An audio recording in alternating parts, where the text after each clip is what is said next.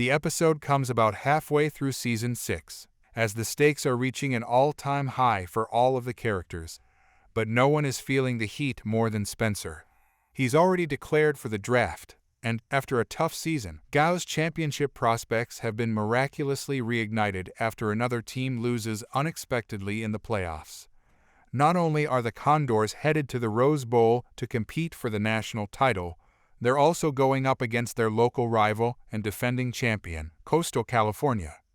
The recalls are meant to be more than just tearjerkers, though taking a poignant trip down memory lane helps reinforce the idea that everything Spencer's been through up to this moment is ingrained in the fabric of his life. Everyone who has ever been part of his journey is standing next to him on this day, whether they're still on Earth or not. Who better to help guide Spencer on his journey to the championship than all those who have been with him since day one?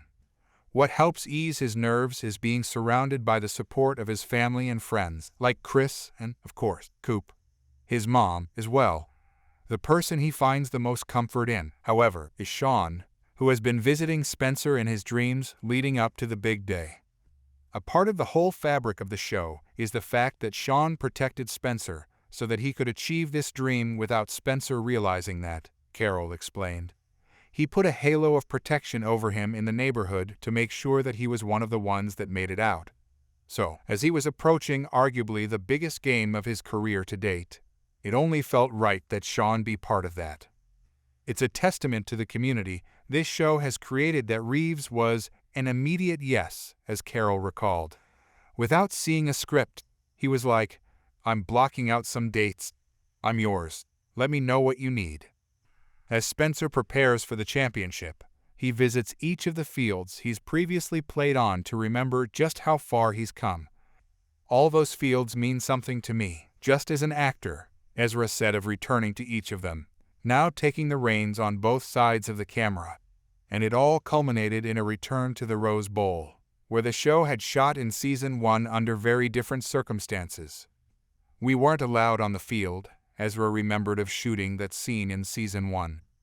To come back 6 years later to scout it and walk through the tunnel was a very, very poignant moment for me.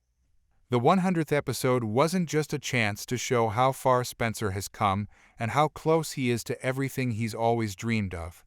It was an opportunity to highlight the growth of every character toward becoming the person they've always dreamt of being.